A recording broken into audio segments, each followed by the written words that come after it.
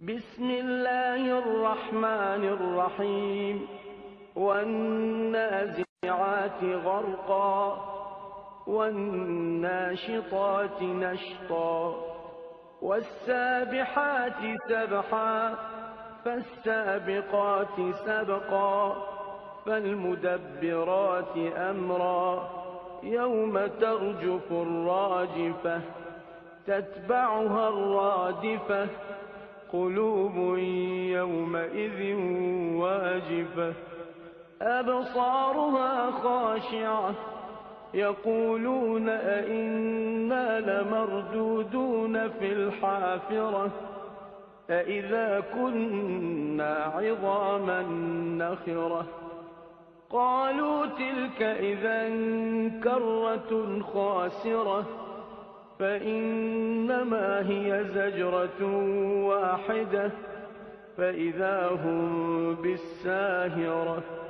هل أتاك حديث موسى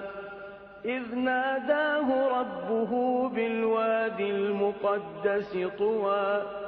اذهب إلى فرعون إنه طغى فقل هل لك إلى أن تزكى وأهديك إلى ربك فتخشى فأراه الآية الكبرى فكذب وعصى ثم أدبر يسعى فحشر فنادى فقال أنا ربكم الأعلى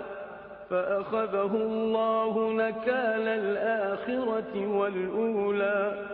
إن في ذلك لعبرة لمن يخشى أأنتم أشد خلقا أم السماء بناها رفع سمكها فسواها وأغطش ليلها وأخرج ضحاها والأرض بعد ذلك دحاها أخرج منها ماءها ومرعاها والجبال أرساها متاعا لكم ولأنعامكم فإذا جاءت الطامة الكبرى يوم يتذكر الإنسان ما سعى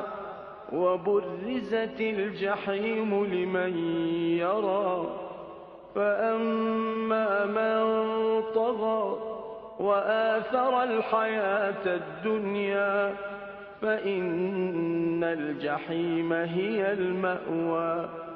وأما من خاف مقام ربه ونهى النفس عن الهوى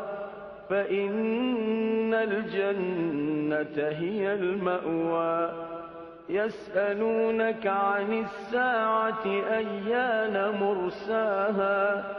فيم أنت من ذكراها إلى ربك منتهاها إنما أنت منذر من يخشاها كأنهم يوم يرونها لم يلبثوا إلا عشية أو ضحاها